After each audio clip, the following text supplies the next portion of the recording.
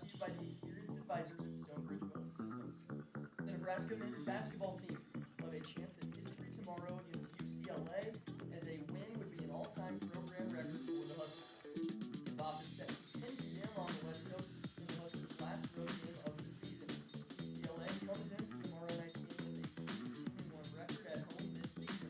Their only loss, a double overtime 98-97 loss to Indiana. Nebraska will be back in Sunday for a chance at revenge against the Iowa Hawkeyes.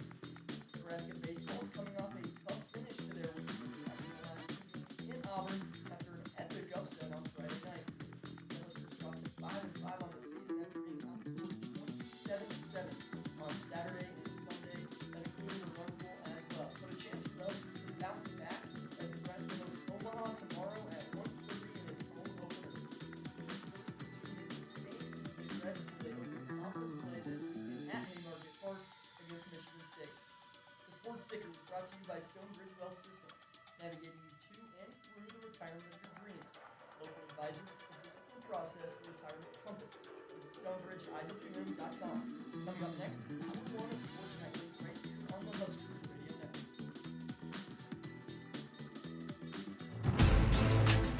Coming to you live from Memorial Stadium, it's Sports Nightly. All the Huskers, all the time. Sports Nightly is presented to you by the NDOT Highway Safety Office, who remind you to buckle up and put the phone down. 38-35, Nebraska down by 3 points opening minute, second half. Here's Bryce Sanford, goes up to three. Got it!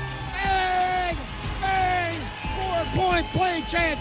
Bryce Sanford with a quick trigger, nails the three. At top, Bojan with 8. Prince with 7, with 6. Top of the key fires, deep right side, Nisley for 3. You betcha! Off the assist from Britt Prince, a CDA 3 for Logan Nisley to end the first quarter. It's flown out, Ribby double and grounded out to third. Also reached on a fielder's choice. Next to him, oh, that's a deep drive! Left field, off into the Auburn night! It's gone! 3-run bomb from Chesky! It's now 9-5 and perhaps the dagger in the 10th. 2 out in the top of the 6th. The 0-1 from Malin. And from lines it in right center field, down for a hit. Cora scores, Bacon around third. She will score 2. It's a 2-run single to right field. And Nebraska has a 4-3 lead on Oklahoma State in the 6th.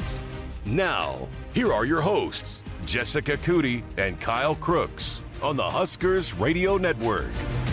And welcome into Sports Nightly, an hour for me. And then we have the baseball hour coming up. Coming off a 3-game series at Auburn, again with Kyle Crooks. I'm Jessica Coody. It was a crazy busy weekend. Everybody was in action over the weekend and lots of sports. Lots of sports. Yeah, it was hard for me to keep up. Obviously, having to do this show, you have to keep up with all the sports. So I had to go back and watch the men's basketball game.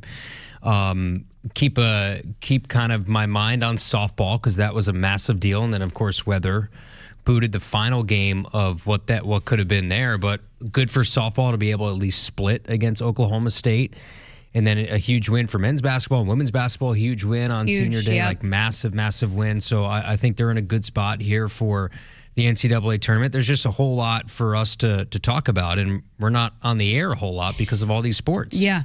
So, again, Will Bolt coming up here in hour number 2. So, Kyle will chat with him and dive into that. And then a couple weeks from now, we'll start the regular scheduling. Yeah, right? We'll get him on routinely. So, lots to dive into with him. But how was it? It was good. You and Ben in the booth. That was Friday night was wild. Yeah, it was probably one of the best games I've ever been a part of baseball-wise as a broadcaster.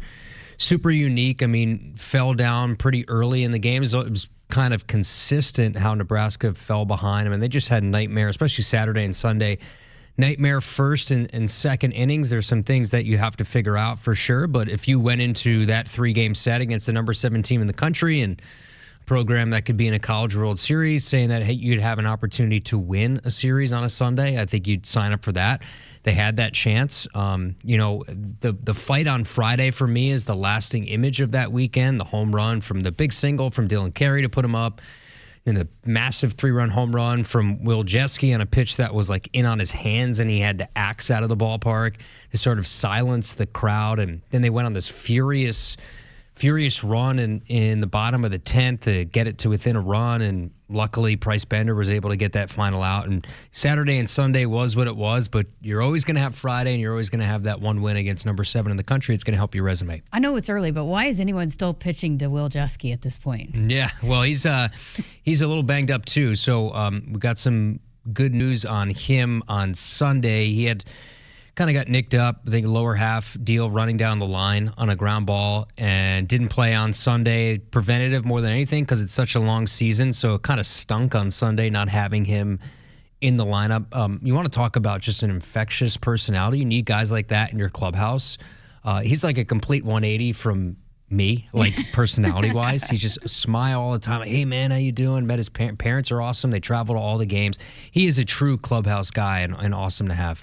All right, so we'll dive more into that here coming up in hour number 2. But, hey, you said going into just getting one would be massive for this team. Yeah, massive. You had some good wins out in Arizona. The Florida State win will be one that will mean a lot come selection time for the NCAA tournament. And then the one win against Auburn is just a massive one. I think from a lineup standpoint, offensively, there's a lot of positives. The way this team continue to fight back. It always seems for the most part that they usually have some sort of a response. Even yesterday, you're down 5-0. You cut it to 5-2, but just didn't throw enough strikes to stay in the game. And you're down 8-0 on Saturday through 2 innings, and then you get 4 back. You make it an 8-4 game. You bring the tying run to the plate in the 5th inning, and a ball lands a few inches to the right or to the left, and you're talking, especially yesterday, on some balls that could have made that a lot closer and made it a different game. So offensively, I think there's some intestinal fortitude from this team that just always seems to continue to fight back. The biggest issue right now is for them, they got to throw strikes. Yeah. They walked a ton of guys, and that is the most frustrating part, whether it's mental, mechanical. I think that is something that is infectious, as hitting is infectious. Sometimes one pitcher can't throw strikes, and it goes on to the next guy, and that was sort of the story for the most part of every guy that came out of the bullpen. Well, hey, how about both baseball and softball going to be here in Lincoln this week? How about that? Finally. It looks like the weather tomorrow might rain a little bit, so I hope maybe the rain stays away. It's going to get warmer as we progress. Big Ten play, I know, will start for baseball Friday through Sunday, Michigan State, and I'm looking at it, 67, or I should say 73, 53, 67. Opening weekend of Big Ten play, usually here in Lincoln, is a toss-up. So far, so good when I look at the future cast, and you're looking at a couple games and a high of 50s on tomorrow and Wednesday, so I think that'll do for this team. That'll play this time of year. Yeah, so excited to finally get both teams at Haymarket. So baseball tomorrow, Wednesday, and then this weekend, and then softball as well, which we'll talk about them here coming up. But I do want to go to women's basketball because what a massive win. Took care of business. 78 or absolutely dominated Rutgers on senior day, 93-52, sorry. And look, we talked about that. They had to do that, and they're kind of in a must-win situation. They've done enough to kind of build their resume going into the postseason as they have Big Ten tournament play coming up starting on Wednesday, and they will be the number 12 seed taking on Indiana, who's the 13th seed. So the 78-73 was the win over Indiana back on January 8th. So Nebraska has beat Indiana this year, but I think one more win, and you feel really, really good going into Selection Sunday. Yeah, I think that's sort of how we talked about it. I think when we last talked about it, they were not in all that great of a place. Might have been after, forget which game it might have been after Maryland, that they might have to win 2 games in the Big Ten tournament. But the way that you finished the regular season, you did exactly what you had to do. And I think Rutgers actually moved on from their head coach. Yeah, Oakley's Washington, yep. For Nebraska, it's all about peaking at the right time. Same thing goes with the men. It goes for any team this time of year. You want to play your best basketball at March. And I know Rutgers isn't the best team now in the Big Ten, and of course they've gone through their struggles. But to put up 93, only give up 52 in a conference game, you did everything you had to do, especially on senior day too, to have that type of performance is really good. And hopefully that momentum transfers over into this first round game. So you've won 2 in a row going into the Big Ten tournament, and listen, Amy Williams has had lots of success in the Big Ten tournament. They've gone on some special runs, so you never know. So, but it starts with Indiana, 2:30 on Wednesday. 2:30 or was it? Right? 2:30. Yep. Okay, because it's Central Time. A lot of times the Big Ten, they post it on the... So 2:30 on Wednesday. So we will have the pregame show 2 o'clock. But Matt Coatney going to join us tomorrow night here on Sports Nightly and preview this one for us because, again, really big. You feel pretty good already at this point. But, you know, I was chatting with him last week, actually before the Rutgers game, and...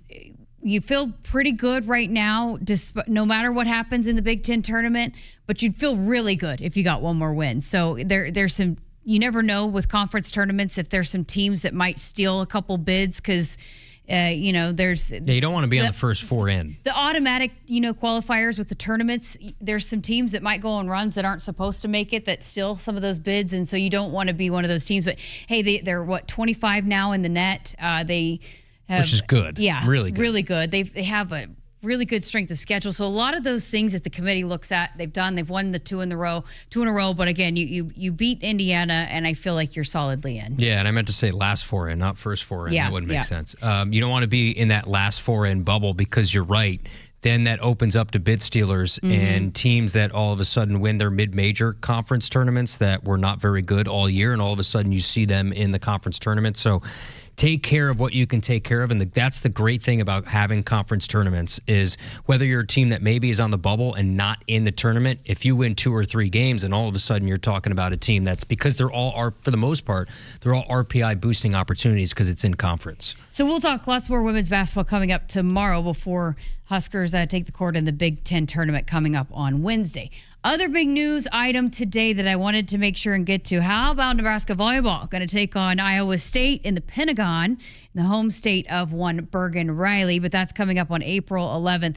By the way, tickets going on sale this week, March 6th, 10 a.m., Ticketmaster.com. Just want to make sure that volleyball fans know that. But that's pretty cool. We've heard Amy talk about it. We've heard Fred talk about it. They love the Pentagon. It's pretty cool now that volleyball is going to get a chance to play up there. And they'll pack that thing out. They will. Husker fans are going to be out there, and I believe we'll have all those games on radio, too, on the Huskers Radio Network in spring volleyball. So that'll be exciting. I know the matchup with Creighton, too, in Omaha. It won't be at CHI Center, but that will be a massive ticket, a hard ticket to get. And we know that rivalry and what that took this season for Nebraska to beat them. That was a 5-setter, wasn't it, between those two early in the year? Yep, it was. That'll take a lot. I mean, that's always a heated rivalry no matter what, but especially volleyball. Woodhouse has been a trusted partner in your everyday since 1975. Shop for your next vehicle with the home team at Woodhouse, the official auto dealer of Nebraska Athletics. Big win, again, for Nebraska men's basketball, taking care of business. Again, what we talked about. Got another one on tomorrow night, late night tip, 10 o'clock. Yeah, you got to drink. And that's Central Time, right? I'm used to because I've been in Eastern Time my whole life, 10 o'clock, that's kind of normal for some of these games. But this is 10 o'clock Central, so that's 11 Eastern if you're a Husker fan on the East Coast. But I'll say this, Husker fans, just like we saw in the Rose Bowl at UCLA for the football team, how loud it was for some of the buckets. I heard the Go Big Reds. I mean, towards the end of the game, Go Big Red. I mean, there is a massive contingent of Husker fans that are I would assume, in the California area, not just the ones that travel. But there is a huge, I think it's about 90 degrees today in LA. So I know the team, they went to a Clippers game. They're having a lot of fun, but they took care of business, right? First half, I think the biggest thing that's got to change is they got to get off to better starts. Yeah. Right? They did not look good, but they were only down 5 points. And then they turn it on with whatever it is. I mean, part of it is they played really good competition, right? That has forced them to get off to some tough starts. But whatever it is, it's taken a halftime speech from Fred or Nate to get them going because they scored 51 after the half the other day. We've seen teams, though, go on that West Coast trip and struggle, though. I mean, so hopefully you take care of business on the first. It worried me. Going 2-0 on this trip, I would say. What? This was always, it worried me going out west. Like, I thought if they're going to drop one, it could be one of these, because it's just a weird thing. Illinois just fell to UCLA in overtime. And they're really good at home. I think Fred said they're 17-1 at home this year, UCLA, and they beat Illinois on their home floor. So it's a team that has played a lot of good teams tough. So you beat USC, you still got one more, and then, of course, the big one, Iowa, on Sunday. So we're going to talk about the win over USC, and then also preview the matchup against UCLA coming up next. Head coach Fred Hoiberg going to join us from Cali, Sunshine, California. Yeah. Fred Hoiberg coming up next here on Sports Nightly. Keep it here. From the chant of Husker power to Allo Fiber powering your home and Husker Nation, Allo is the teammate you can trust. Whether you're streaming at home with Allo Internet, watching on the go with DirecTV through Allo, or checking stats and scores on Allo Mobile, Allo keeps you in the game. Bench the other guys and team up with the official Internet, TV, and mobile partner of the Huskers. Go Gig Red. Visit allofiber.com/Husker Radio. Once a year, a rhythm thunders across the countryside. It can't be tamed. It can only be driven. It's Ford Truck Month. Let's ride.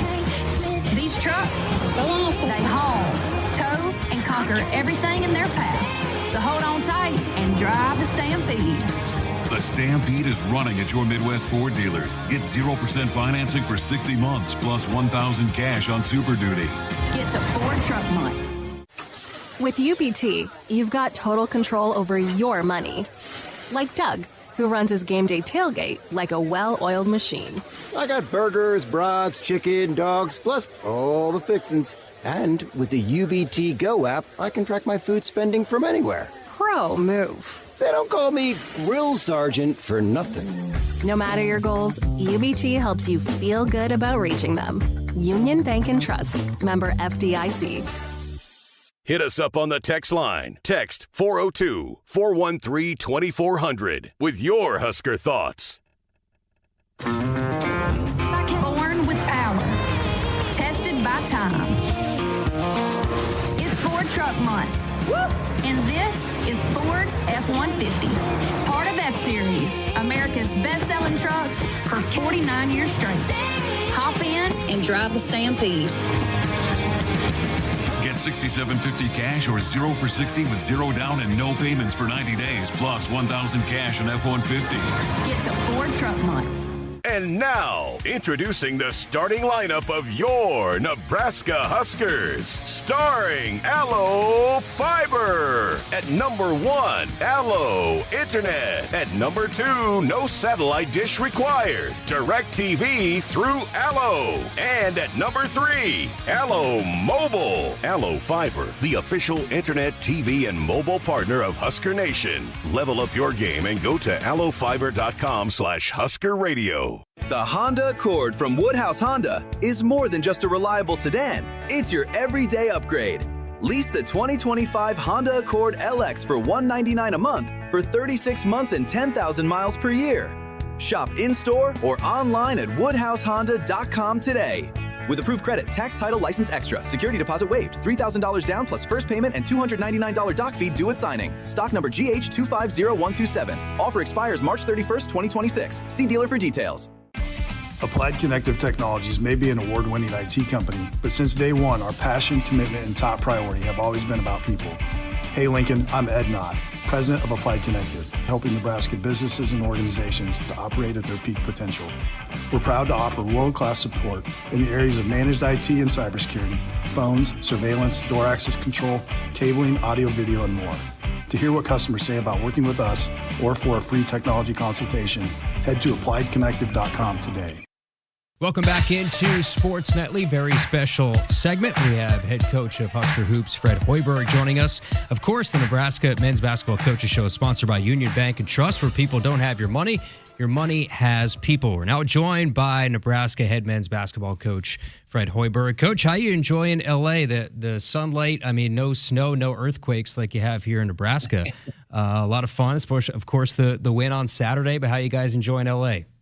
You know, I hate to say this right now because I know it's not great weather back home, but it was 89 the first day we were here. Beautiful sunshine, not a cloud in the sky, no wind, and it's a little cooler today. You know, we don't like it out here. It's only 78 today. But took a nice walk with my wife this morning through UCLA's campus. Got a nice cup of coffee, and then got to work and just got done with the film session with their guys. You guys doing any events as a team? I kind of saw a Clippers game maybe was in the cards for you guys. I assume you use this as a bonding opportunity. It almost feels like an NBA road trip for you guys. Yeah, it is very similar, and our guys were able to go watch the Clipper game. It was awesome for our guys to see Bryce McGowan's get opportunity to play. Really proud of him for getting that multi-year contract, and he's had an unbelievable season. So it was good for our guys to go experience that last night. See Ty Lue coaching over there on the sideline, so a lot of Nebraska connections. All right, let's talk about the game on Saturday. What would you like and how this team kicked it into gear in the second half? Your observations when you watched the tape?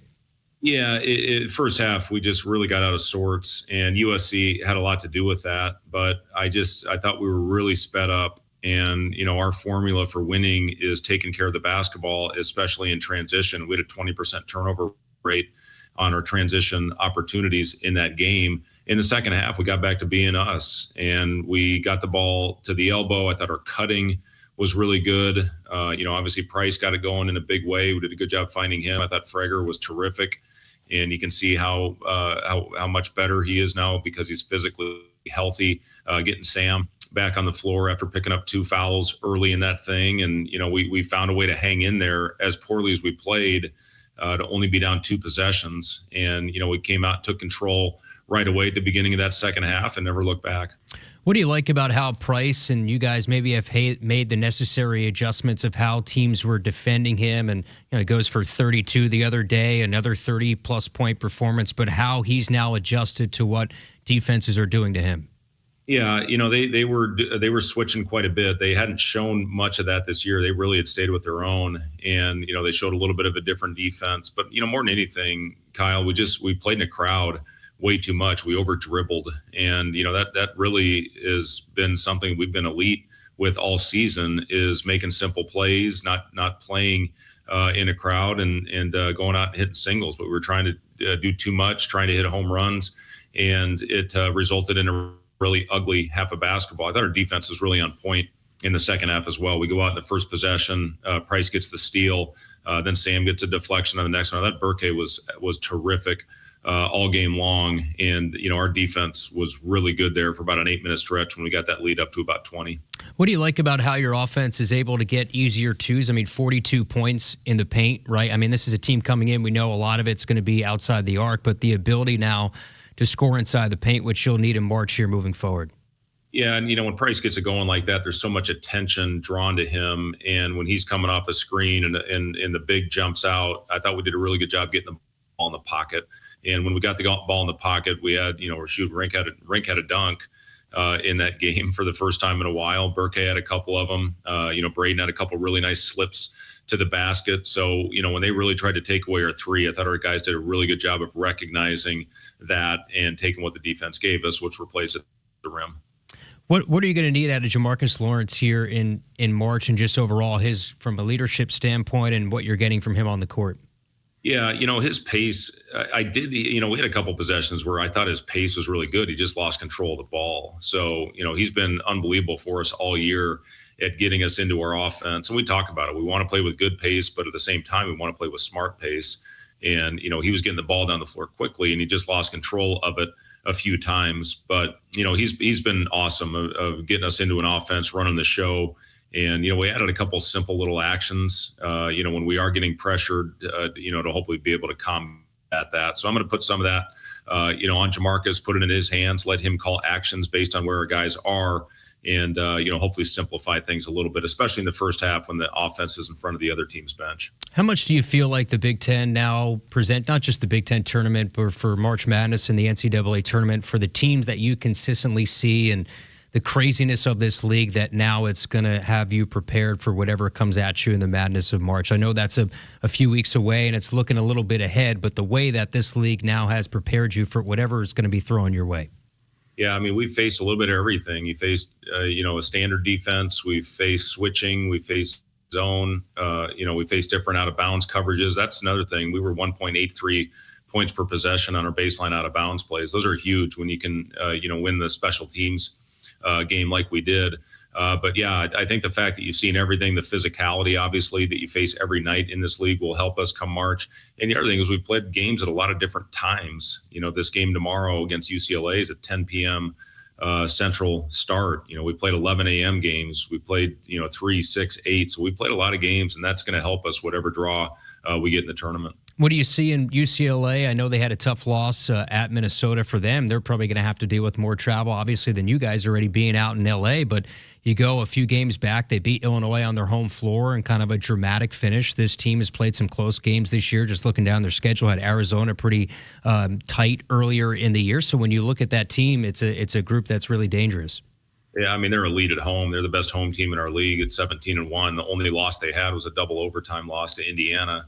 And, they've got some really, really good signature wins at Pauley. So, just the way that they're shooting 42% from three as a team in their home gym. Dent is playing as well as any point guard, not only in our league, but in the country right now. He's coming off a 14-assist game against Michigan. He had 6 threes in a game against USC last week. So they're clicking, and, especially on this floor. So it's important for us to get off to a good start and just do everything we can to give ourselves a chance and then execute down the stretch. The way you look at it, the way you guys finished 51-point second half, is it almost a positive in the sense that maybe you haven't played that full 40-minute game and you're still finding ways to win games that you're going to need to eventually do that, right, in March and in the NCAA tournament. But the fact that you played the way you did in the first half, you're only down 5 and then you run away with it, is there any positive in the sense that, okay, you haven't maybe put it all together for the full 40 minutes here in the last handful of games? Yeah, I mean, and some of that's the teams we played against. I mean, we're playing good teams every night, and, teams have gotten off to good starts. We missed a couple good looks, in one of those games, missed a couple wide open threes, missed a play at the rim, and maybe it's a completely different start for us. But that didn't happen, and our guys didn't hang their heads and made necessary adjustments, and it really went out and executed. How was the fan presence out west? I mean, just listening to the game and hearing the fans burst after big shots and big threes and dunks. I mean, it sounded like there was a lot of Husker fans out there. Yeah, it reminded me a lot of the Northwestern game. We definitely had over half to maybe even over half the fans in that arena, and they were very vocal right from the beginning. When you come out, it's such a great luxury when you have a great fan base like this. And I know a lot of those fans will be at the UCLA game tomorrow. And we tend to take him for granted, Coach, but Sam and what he does and his consistency, but the pride in how he's continued to develop as a player into this true glue guy, one of the better defensive players in the league. I mean, what's kind of the sense of pride on your side to see the development of what Sam has become? Yeah, he just – you see how important and how much we missed him when he was off the floor in that first half. And then second half, he comes back in there and just, made a lot of great plays for it. Just the winning plays that he always does. He was, what did he have, 6 or 8 points, but still had an unbelievable impact on that win just because of all the little things that he does. So it's great to have him back on the floor, and obviously things turned around when he was back out there. Final one, Coach, but just where Rink's at right now, how do you feel he's sort of playing at this point in time? Because, of course, you'll need him for a big push. Yeah, I thought he was good the other night. I thought, it was good to see him step out, knock down a 3. That's 2 games in a row now. He's done that. He had a couple more that I thought were really good strokes. I think he's got his pop. You can see that with the dunk and a couple of those plays that he had in the pocket. So I like where Rink's at. And again, I just think it's a matter of time these next couple of days where he really takes the lid off and, goes for 4 or 5 threes, gets his confidence where it needs to be heading into March. All right, Coach, enjoy L.A., enjoy your 90-degree weather, whatever. I know, enjoy your sunshine, but I know you'll enjoy the opportunity to play another game on Tuesday night. So look forward to watching you guys get after it at Pauley Pavilion. Thanks for the time. Okay, Kyle, thank you. Fred Hoiberg joining us here on Sports Nightly. Contact 811 2 days before you dig to protect your underground utilities and yourself. It's free, it's easy, it's the law. More of the show coming up right after this. The color red means something to us. It means tough, ready, and powerful. It means our standards are high, and we expect the highest level of performance on and in the field. So while the Huskers are getting it done on the football field, you can count on Massey Ferguson tractors to get it done in your field. With its seamless CVT transmission and efficient AGCO-powered engine, you'll keep charging down the field all season long. Check out the full line of Massey Ferguson equipment at Osceola Implement in Osceola and True Ag and Turf in Falls City, Columbus, and Osmond. Once a year, a rhythm thunders across the countryside. It can't be tamed. It can only be driven. It's Ford Truck Month. Let's ride. These trucks, they haul, tow, and conquer everything in their path. So hold on tight and drive the Stampede. The Stampede is running at your Midwest Ford dealers. Get 0% financing for 60 months plus $1,000 cash on Super Duty. Get to Ford Truck Month. Hit us up on the text line. Text 402-413-2400 with your Husker thoughts. Dear weekend, Toyota trucks are raring to go. Gearing up for fall, Tundra is all in for hauling. Campers, ATVs, you know Tundra's got the muscle to move it. Going off the beaten path? Tacoma says, let's do this. With handling that tackles tough trails and the backbone to take you where the pavement can't. Both trucks pack sweet tech, posh cabins, and Toyota's legendary reliability. So whether it's a fishing trip at dawn, tailgate at noon, or a remote sunset at, well, sunset, these trucks are built to make every weekend epic. Find yours at Toyota.com. Toyota, let's go places. See your Omaha Metro and Lincoln Toyota dealers, Baxter Toyota of La Vista, Baxter Toyota of Lincoln, Corwin Toyota of Bellevue, or Village Point Toyota of Omaha. Nebraskans are choosing chiropractic for better health. Why chiropractic? Because it's safe, drug-free, and a cost-effective treatment option for back and joint pain. Plus, all generations can benefit from natural chiropractic care. Choose chiropractic first for pain relief or to improve your mobility, athletic performance, or overall wellness. Make chiropractic your first choice for better health and find a chiropractic physician near you at nebraskachiropractic.org. Get your life back with chiropractic. Lease the 2025 Cadillac Lyriq Luxury 3 for $699 a month for 24 months and 10,000 miles per year. Or receive up to $8,000 in savings on the 2025 Cadillac XT5 Luxury. Shop Woodhouse Cadillac today. With approved credit, tax, title, license extra. First payment $299 doc fee due at signing. Subject to current rebates and inventory. Stock number KK250401 is courtesy transportation vehicle with 2,649 miles. Stock number KK250527 is courtesy transportation vehicle with 1,323 miles. Offer expires March 31st, 2026. See dealer for details. From the chant of Husker power to Allo Fiber powering your home and Husker Nation, Allo is the teammate you can trust. Whether you're streaming at home with Allo Internet, watching on the go with DirecTV through Allo, or checking stats and scores on Allo Mobile, Allo keeps you in the game. With Allo plus DirecTV plus Allo Mobile, you get the ultimate teamwork. Internet you can count on, TV you can stream anytime, anywhere, and nationwide coverage you can depend on. Bench the other guys and team up with the official Internet, TV, and mobile partner of the Huskers. Applied Connective Technologies may be an award-winning IT company, but since day one, our passion, commitment, and top priority have always been about people. Hey Lincoln, I'm Ed Knott, President of Applied Connective, helping Nebraska businesses and organizations to operate at their peak potential. We're proud to offer world-class support in the areas of managed IT and cybersecurity, phones, surveillance, door access control, cabling, audio, video, and more. To hear what customers say about working with us or for a free technology consultation, head to appliedconnective.com today. The Huskers Radio Network Broadcast Center is sponsored by Akrs, the Midwest premier John Deere dealer, supplying the equipment and service to advance agriculture and much more. Akrs, solutions for every field. Welcome back to Sports Nightly. Good stuff there with the head coach. Yeah, it was fun. I think we had him in his hotel room today. Like he said, it's really hot out there today. I said, Coach, unfortunately, you're not here in Nebraska with the snow and the earthquakes.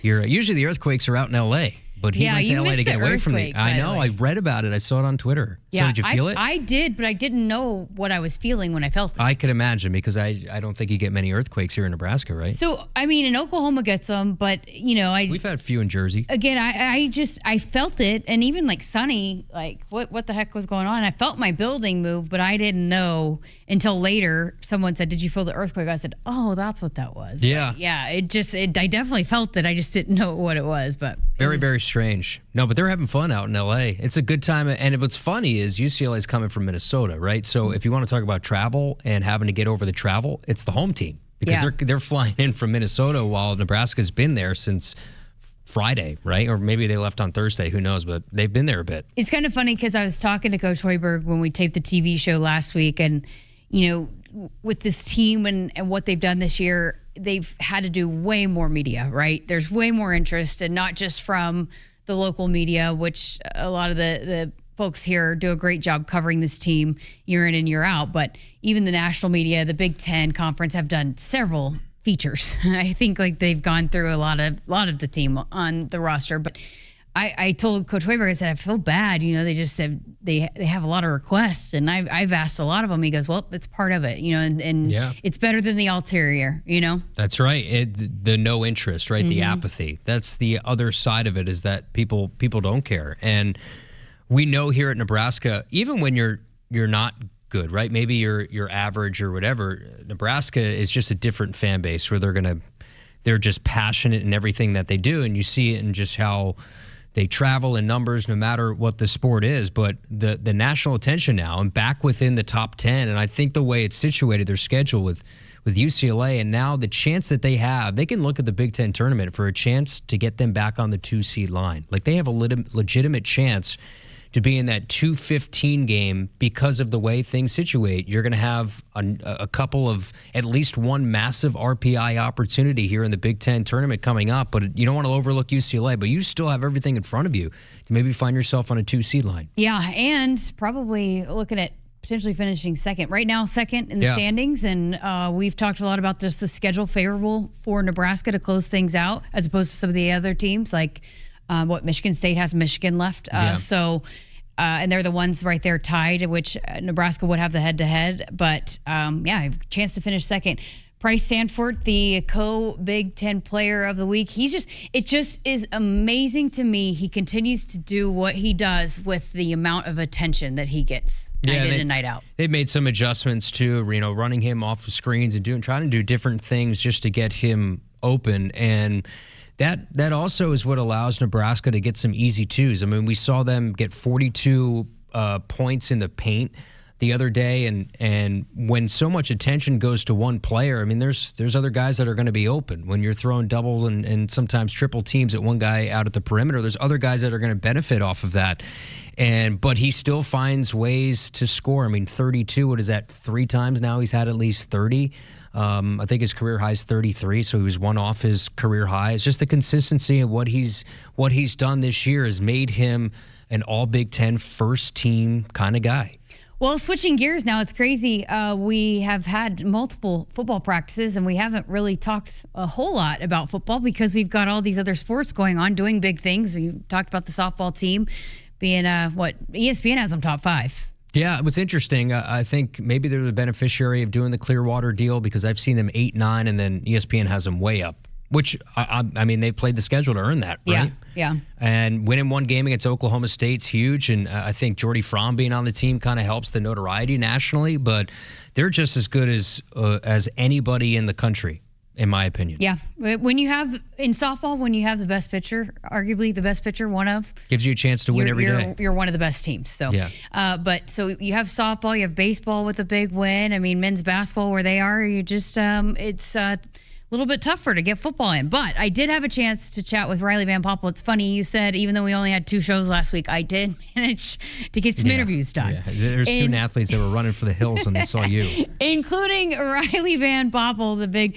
defensive tackle. I had a chance to chat with him last week after practice. I feel like I just talked to you at the bowl game, but how does it feel to be back out here and going through spring practice again? Yes, ma'am. It feels amazing. It was a weird time. It felt slow, but then when you put the helmet back on, it felt like it was just last week we were playing. So it realistically hasn't been that long. So it's nice to be back out on the field. New team this year, new faces, new coaches. So it's just been super fun these first 3 days. Okay, so how has it felt different? I was out at practice yesterday. It seems very energetic, very detail-oriented. How has it felt different for you here this time around these first few practices? Yeah, we're focusing a lot on the execution. That's our big thing this offseason is relentless execution and how we want to go attack things and execute at the beginning of the game and at the end of the game. So when you're tired, when you're fresh, no matter when it is, we're dumbing it down to the details. You want to be good with your technique. You want to know and master the playbook and know what you're doing every play. How has Corey Brown been? What have you liked about him and what he's brought to the defensive line room? Yeah, he's been amazing so far. Great guy. I love the relationship I'm building with him. I love the knowledge he has of the game. Obviously he played it at a Big Ten school. He played defensive tackle, so he knows what he's talking about. He's been there with his hand in the dirt. He's been in the exact seats that we're in, so he can truly connect with you on that level. And so just learning from him, it's only been a couple weeks now. He got here, we got to meet him, and then he had to go out on the road recruiting. So he's talking to him over the phone a little bit, but then now that he's back here these past few weeks, just slowly building that relationship, but he's been amazing so far. When you talk about the technique, what's the significance of that? How important is that, especially here in the springtime when you're trying to implement that and install a new defense? Yeah, I think technique's everything, especially at our position.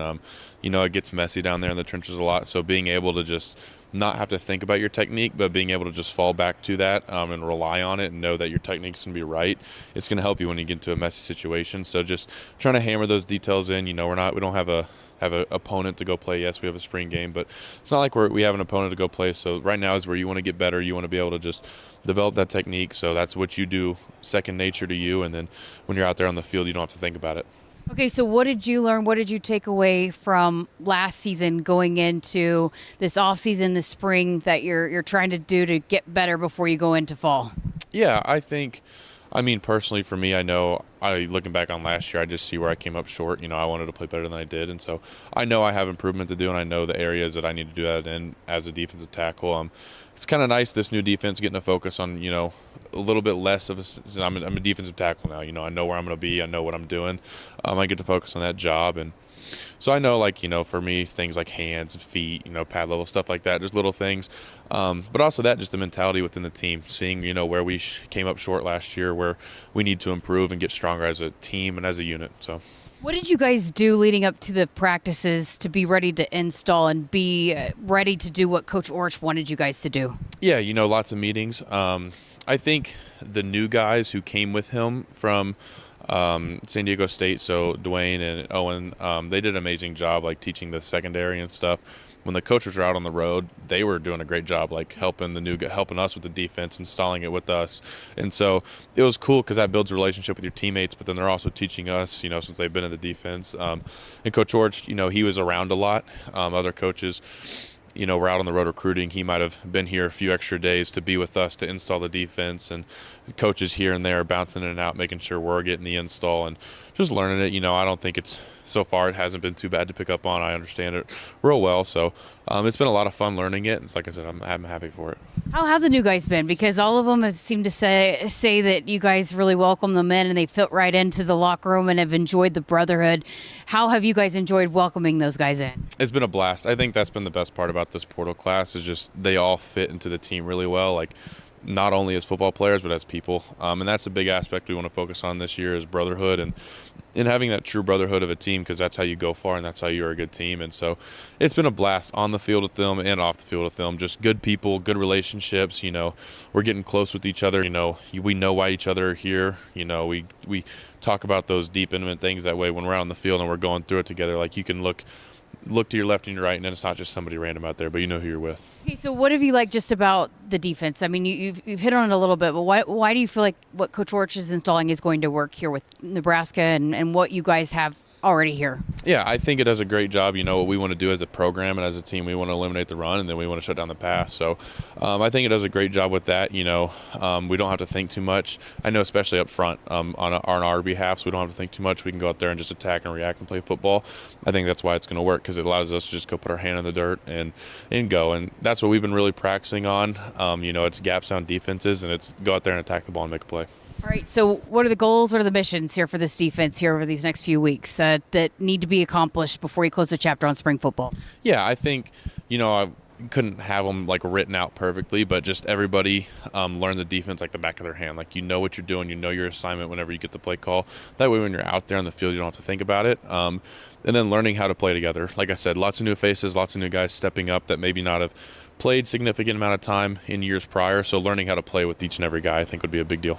Great stuff, as always. Appreciate your time. Yes, ma'am. Thank you very much. Always enjoyed chatting with him. He's one of the best interviews. I've said that since he's been here, since I talked to him on signing day when he signed. But it's pretty interesting just to hear his take on the new defense, but also just how it's split up now with the edges and the tackles and all of that and the technique. And it sounds like he's really liking and thriving so far with what Corey Brown and this defense with Coach Orch has brought. Yeah, maybe we were a little premature because I know there was a lot of pressure in him to be that next Tyre Nash last year, right? And it didn't necessarily pan out that way. I think this year, another year under his belt, coming off that sort of a luxury redshirt season and then getting back into action, I think this year they look for him to be a massive key to what they do. I mean, he had a pretty solid bowl game. And just a guy who knows the standard, knows the culture. And now this late in his career is going to have to learn a different defense, but it's a little bit different for him now playing mostly a 4-down defense. But I expect Riley, and I think a lot of fans do, to have a big year this year. Yeah, and I told you this, and I talked to him about this, but they look bigger to me. That group. I don't know. Whittington and Stoudemire are kind of smaller guys in terms of height. Right? Mm-hmm. Like Whittington's a little bit more compact, lower to the ground. Same thing with Stoudemire. But I know Matt Rule, I was listening to Rule's spring press conference as I was getting ready for baseball on Sunday, and he was talking about Stoudemire and just kind of how he packs a punch, comes from a really good strength program at Boston College, played for an NFL guy in Bill O'Brien who kind of has a really good standard to his program. So somebody who knows is going to be able to come in and kind of pick up the defense pretty quickly. But he mentioned the strength of a guy like Stoudemire and Whittington, who I know they're really high on, who they got from Pitt. So those two guys are going to be a huge part of it. But yeah, you're right. Especially Claude Puma, right? Did I get the last name correct? No. Puma, yeah. Yeah, I didn't say the M this time like I did last time. Yeah. He's massive dude. I did the trenches for sure. When you're seeing those guys when they're battling, they look huge to me. I mean, I was telling you at practice the other day, I said, everyone looks big to me. Yeah, because I can't play D1 football. True. Again, coming up on Wednesday, how about this? Two of the biggest storylines. Going to hear from the QBs and running backs. I look forward to that. Yeah. And I think Barney said this past media availability that the swagger of Calandria is a little bit different. Seeing him on the podium for the first time, seeing Danny Kalin, I'm sure he'll get a chance to talk to another fantastic interview, by the way. Yeah. And Coach Rule talked about him too. It seems like the right fit. Even when he was gone at Virginia and started some games there, it always felt like he was a guy that was connected to this program because he had so many friends here. And now it just feels like, for him, it just seems like it's the right spot at the right time. Feels like home. I mean, I've been out to a couple different practices. You were out there, but while you're running the same stuff, you kind of get three different looks at quarterback. They all kind of do three different things. Yeah, you have the true dual threat in Calandria. You have a guy in TJ Lateef who's he can run, but that's not necessarily his game. Somebody who has a good arm. Calandria does too. He's just a playmaker. And then Kalin, who probably spins it just as good as anybody in that room. So you have three different skill sets. And just like Coach Rule has said, you have three different guys who have started a Power 4 game. That's ultra unique what they have in their quarterback room this year. So you have some depth in that position, the most important position in sports. All right, let's get to a break. We're back to wrap up hour number 1 next. What does it mean to be locally owned and operated? For Cenex, it means everything. It means that we know if you take your coffee to go or if you like to stay a while. It means we've helped Little Leagues get jerseys and local festivals get funding. It means we know what our communities need. So you'll always leave Cenex with a full tank, full of snacks, or full of smiles. Or all of the above. And that means the world to us. Cenex, powered locally. It's another new year and another exciting edition of the Nebraska Lottery's popular Cash Blast promotion. You know how it works. Until March 24th, buy a 2x2 ticket and get a voucher. Enter online for a chance to win a $5,000 or $500 weekly prize. And if your winning voucher is from a 7-day draw ticket, your prize is doubled. So start out your 2026 with a bang. Enter the Cash Blast promotion today. 2x2 top prize odds are 1 in 105,000. Hit us up on the text line. Text 402-413-2400 with your Husker thoughts. Applied Connective Technologies may be an award-winning IT company, but since day one, our passion, commitment, and top priority have always been about people. Hey Lincoln, I'm Ed Knott, President of Applied Connective, helping Nebraska businesses and organizations to operate at their peak potential. We're proud to offer world-class support in the areas of managed IT and cybersecurity, phones, surveillance, door access control, cabling, audio, video, and more. To hear what customers say about working with us or for a free technology consultation, head to appliedconnective.com today. It's not a job. I don't start my day by logging in or end my shift by punching out. I don't have a corner office, but I do have a seat with a view. I get to see every sunrise and every sunset. And while I may technically be my own boss, I fully accept that I am not in charge. I'm a Nebraska corn farmer, and there's nothing else I would rather be. Brought to you by the Nebraska Corn Board.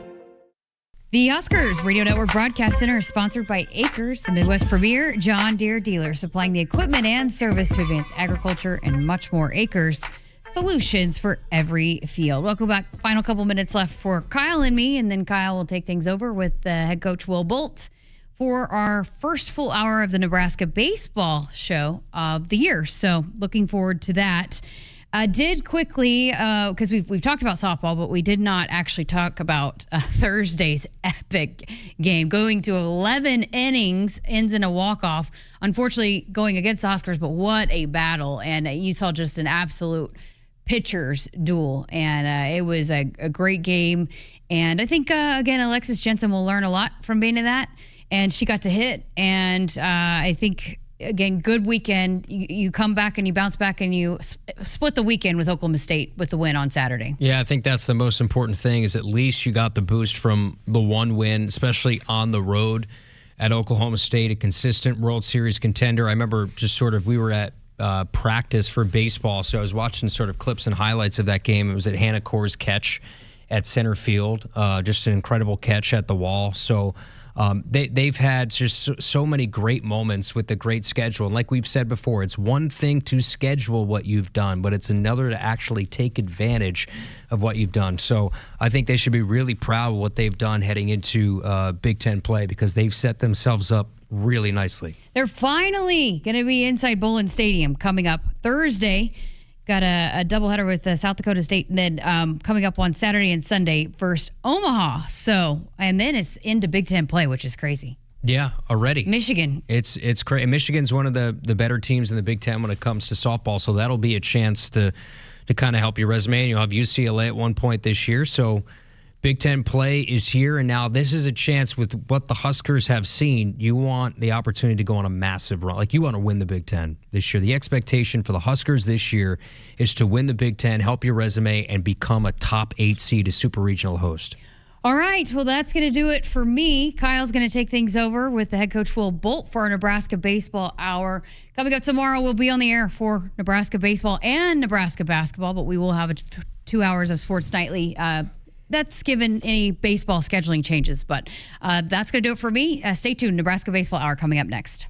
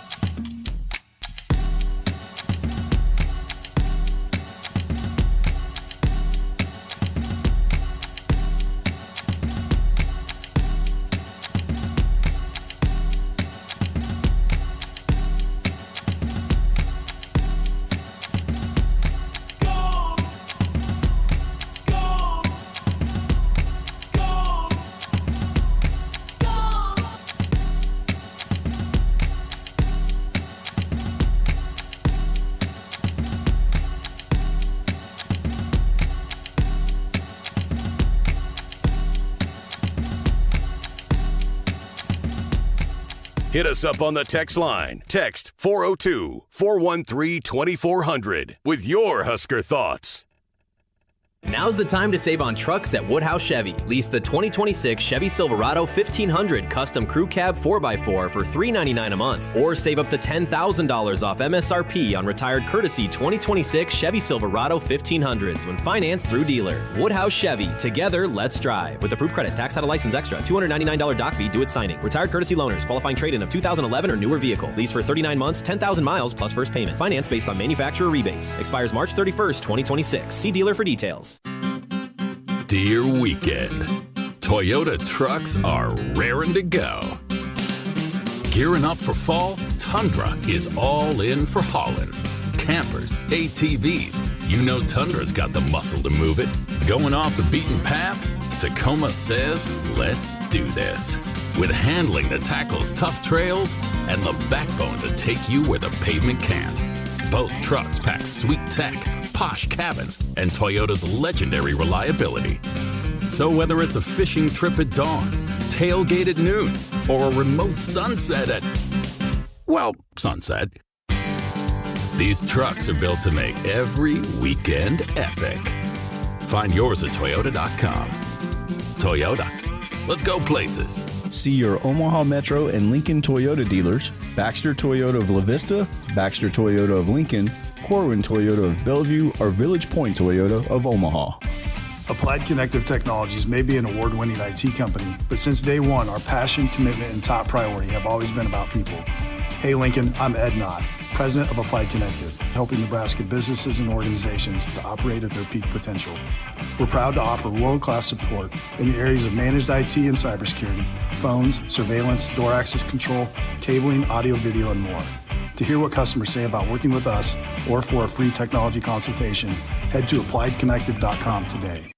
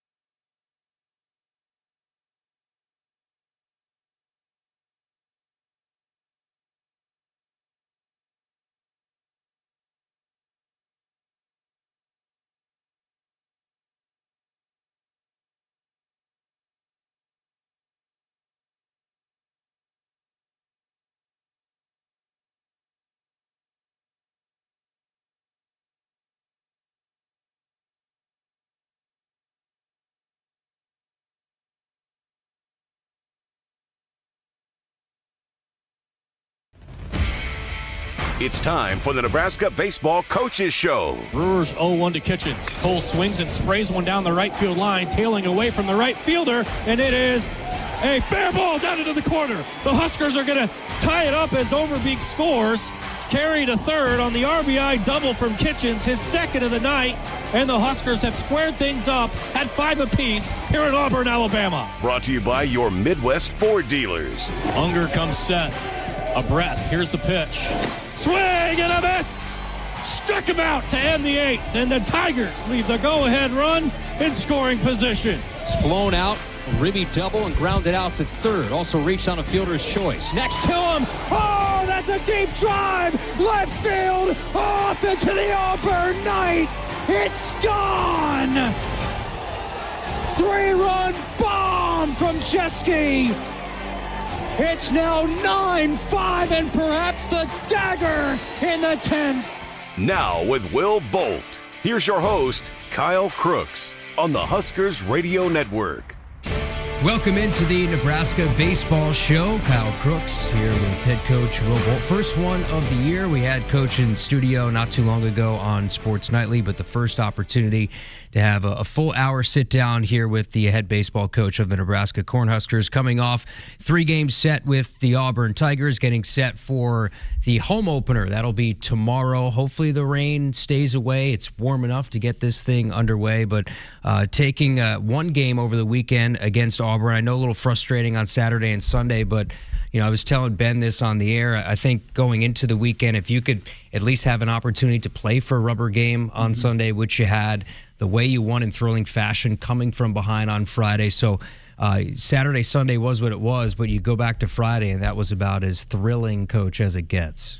Yeah, I mean, it was a true Friday night environment in a SEC venue, over 6,000 fans rooting against us. And, it was just a great test for our guys to go in there and got behind early, stayed in the fight, some real big swings late in that game. Dylan Carey was huge with 2 strikes, 2 different times. Obviously, Will Jeske kind of put the exclamation point on that game. But, just exciting baseball game on Friday. And, like you said, just giving ourselves a chance to go win a series on the road is really all you can ask for, no matter where you're playing, especially in late February, early March, against a top 10 opponent. We gave ourselves that chance. Unfortunately, we weren't able to finish it off, but, over the course of not just the 3 games over the weekend, but now the first 10 games that we've played on the road, we've really found out a lot about our team. I think you look at this team early on, and it starts with the Stanford game, going down 9-0, making it 9-6. Auburn going down 8-0, making it 8-4. Even yesterday, it's just like you find ways to try and chip away. This team, this offense is pretty resilient. It's a pretty good group with a really good approach offensively. I think when you look at the silver linings early in the year, you had a really good start in Arizona and winning the game at Auburn and Arlington, the win against Florida State. The way that you guys kind of have quick responses in games, I think is pretty good to see. Yeah, and to that point, that's the thing that we keep impressing on our group is, you get in these series now that conference play is going to start over the course of the weekend. You get in these series, and if you find yourself behind, you can in essence win a game on the next day based on just staying in a game the day before.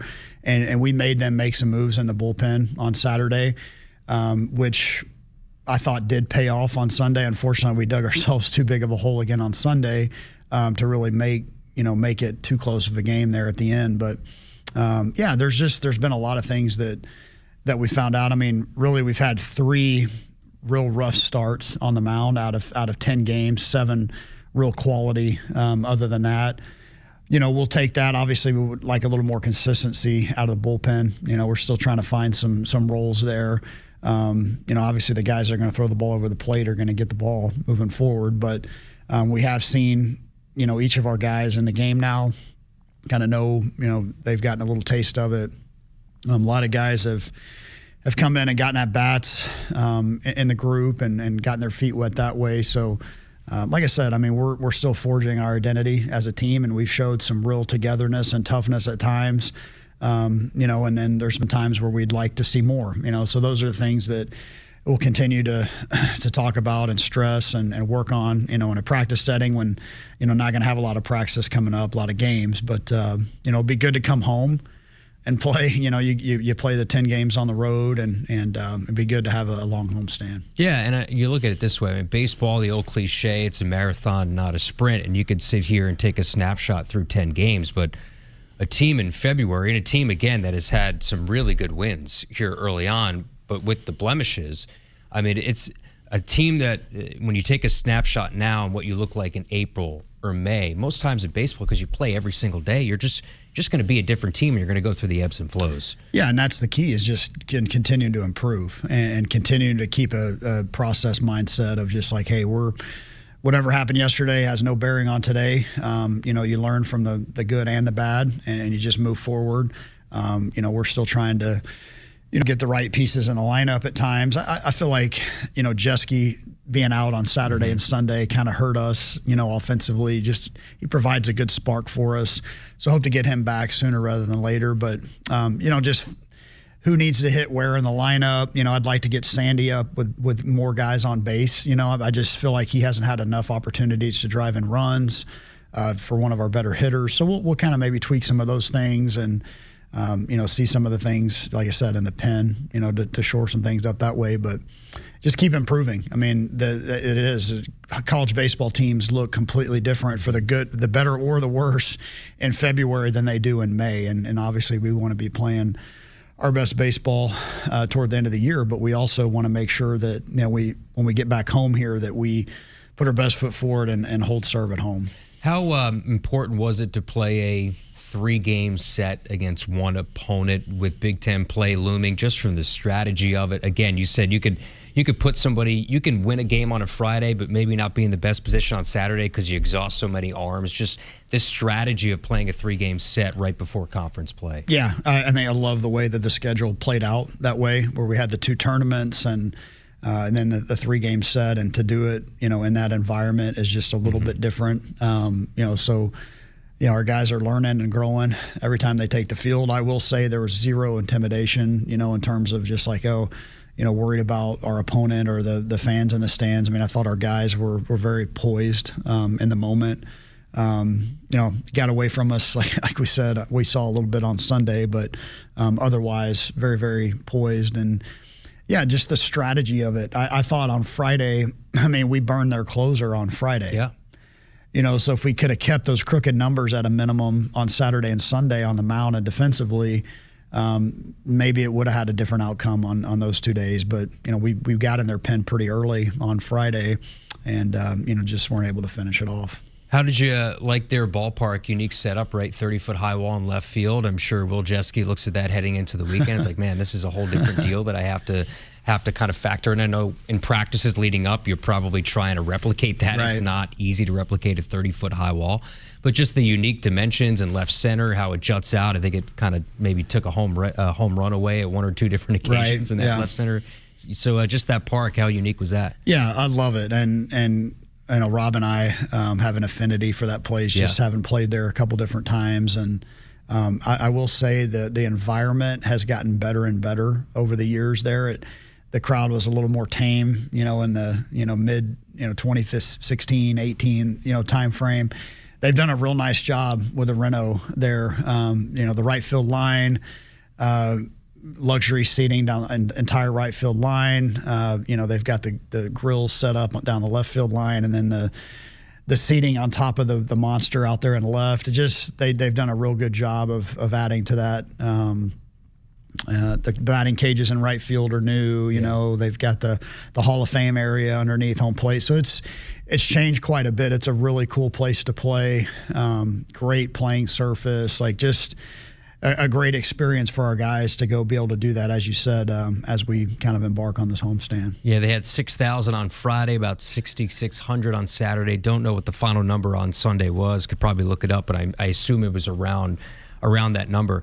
From a pitching standpoint, and at times it kind of was what it was. Maybe it's mental, where one guy just can't throw strikes and then the other guy can't throw. I mean, we've all seen it before watching the game.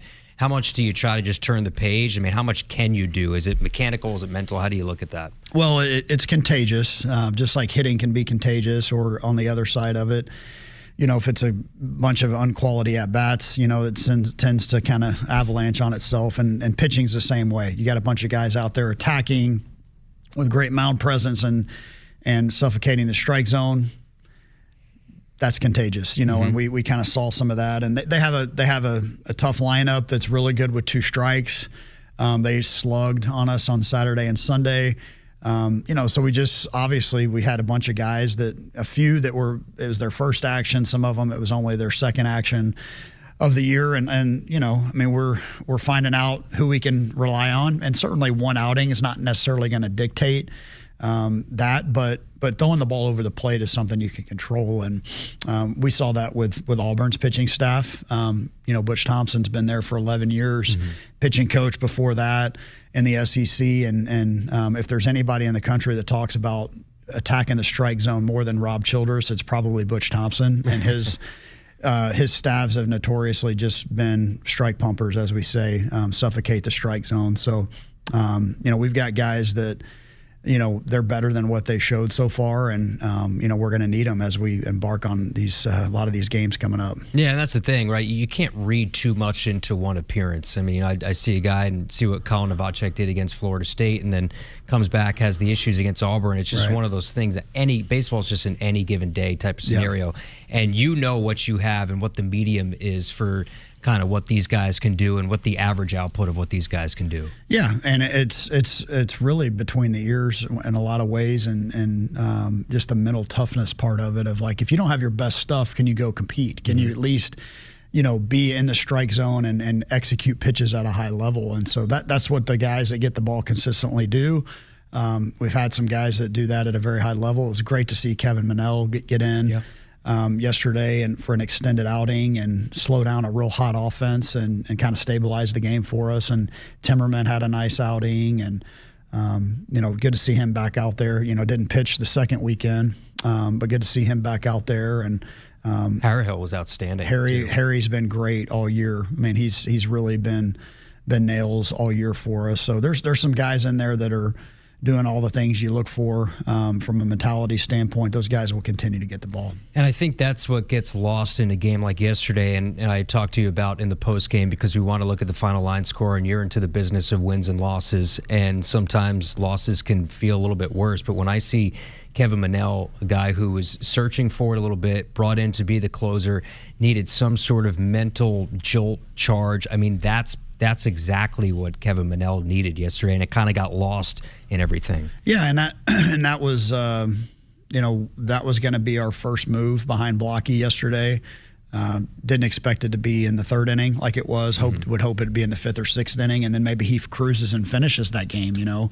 But yeah, good to see him do that, bounce back. And the other thing we were navigating as well is, some of these weekend series, you might have seen Cooper Katsky come back or Price Bender, but with these midweek games looming, Katsky's going to start the game tomorrow against Omaha, and then Bender will start on Wednesday. So, we have to have those guys ready, to start those games too. So we don't want them to be soggy, in those situations either. So a lot of stuff plays into it when you start the midweek games, and like I said, we need to do a great job just being ready to play tomorrow. You essentially, do you feel like Katsky still has an opportunity to find that Sunday spot? Like, is that still something that's pretty much open as we go? Oh, 100%. I'd say that the guys that are the most consistent are going to pitch on the weekend, and Blockwitz is 2 for 3 and outstanding starts.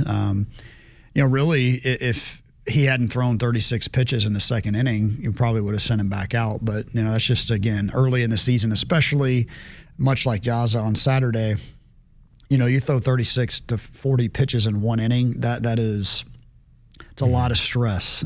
So this early in the season, certainly gonna take it easy on those guys when it comes to sending them back out after that long of an inning. But, they've got to finish their innings. We made the error it's first and third, no outs. We get the sac fly, and then it turns into a 4-spot. Those are things that we've got to do a better job of overcoming. We're not going to play perfect baseball all the time. Can you overcome a walk or hit by pitch or an error and hold them to 1?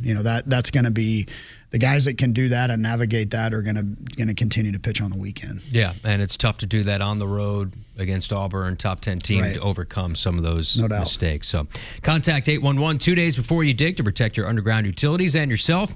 It's free. It's easy. It's the law. It's the Nebraska Baseball Show with head coach Will Bolt. First one of the year as we sort of recap what happened with Auburn. We'll talk about some of the big bats in the lineup. For those that haven't had a chance to see this team yet or see them in person, you have a chance on Tuesday. We'll talk about some of the key pieces in that lineup coming up on the show on the Nebraska Baseball Show here on the Huskers Radio Network.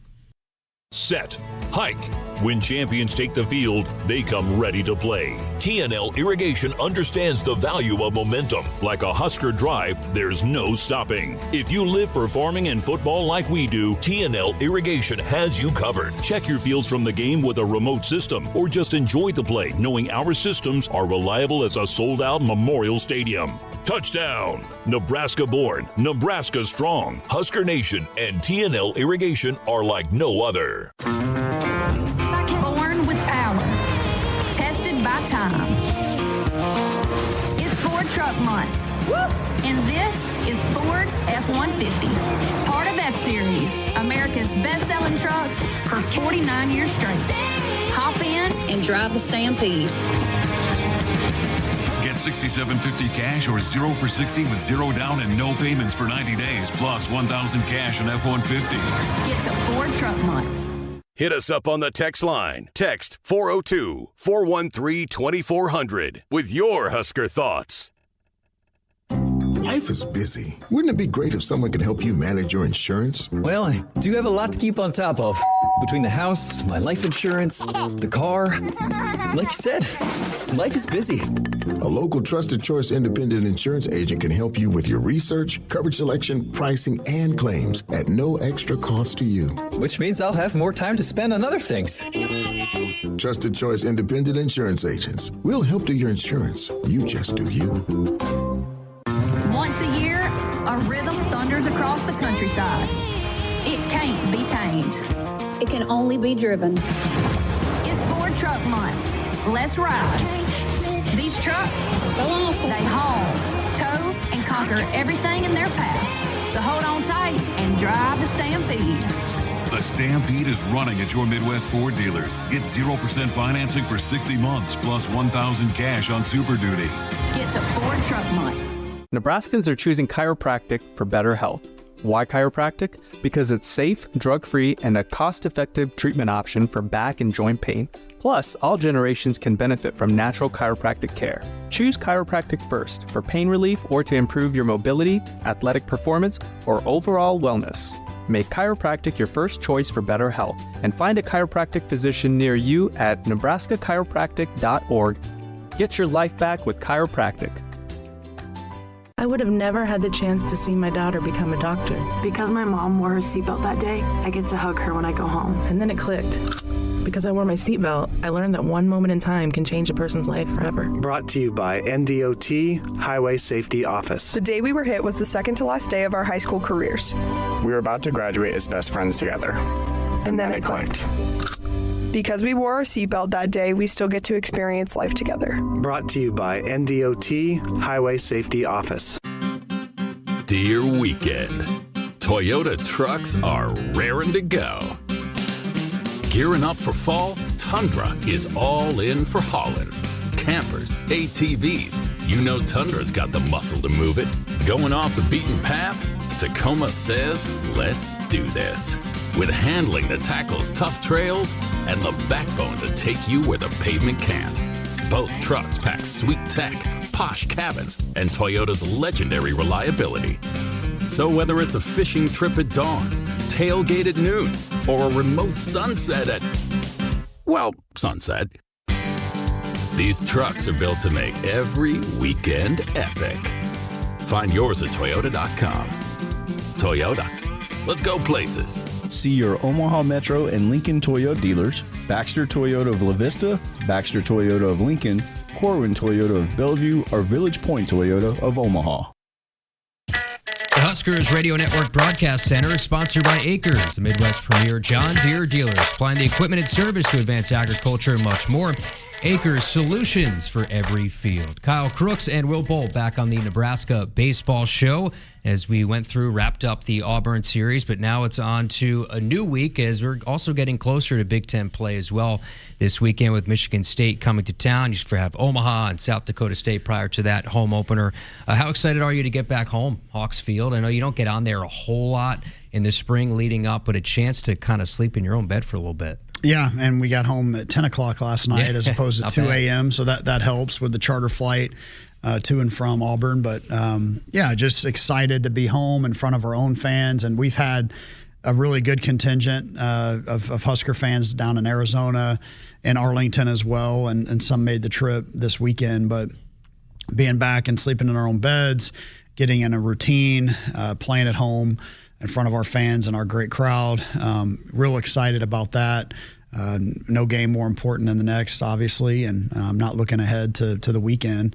And making sure that we, go out there and compete as hard as we can for as long as we play on Tuesday and go from there. Dylan Carey, I know at one point this year you kind of challenged him. It might have been after the Kansas State game when I talked to you. And, boy, what an outstanding start to the year Dylan's had. He has. He's been very, very competitive. I thought he played his tail off this weekend at Auburn. I mean, defensively, offensively, two-strike hitting, loud outs. I mean, he crushed the ball to right center yesterday. That I don't know that there's many center fielders in the country that are going to run that one down. But he's taken great swings and just been a real emotional leader for us in a lot of ways. And again, a lot of things that we hope to see from Dylan this year as a fourth-year starter. He's swinging it back great. He's playing a great shortstop. He's been on base a ton and, really, really playing a great brand of baseball. 200 career hits now for Dylan, and he's knocking on the door of your doubles record. He is. I think you guys have gone back and forth on this, at least on videos that have been made or whatever. But when's the last time you've talked about that? Where he said, "Hey, coach, I'm coming for you." Oh yeah, I mean it's an ongoing deal, and I love it. I think I told him I'd love him to blow it out of the water. So he's like on the barrel a lot. He's splitting gaps, and he's doing that. He's helping us win, and that's all I care about. Emotional leader, you mentioned that. Is that an area where you think he's trying to grow the most as he elevates, tries to round his game for the next level? 100%. I mean, and that's part of the territory that comes with being a middle infielder. The shortstop is the captain of the infield, and he's seen more college baseball than anybody, on our team. More at bats, more chances in the field. So there's the burden of leadership that comes with that, and he's still learning and growing just like all of us, and all the guys, but he's really put his best foot forward to be that type of guy for us, and it's our job as coaches to hold that standard for him and his teammates, and he's doing a fantastic job. Yeah, and I know for you to get him back was sort of a surprise, but that middle infield combo of him and Jet Buck, and I know there was the double play that wasn't in this series, but overall, your thoughts on the confidence of that middle infield combo? Yeah, just they've played well. The double play, when we've needed to turn it, for the most part, we have. Buck's got a real strong arm, a quick release. We've seen Rhett Stokes get in games late and make some big plays as well. So, just that lineup is veteran. There are a lot of guys that have played a lot of college baseball.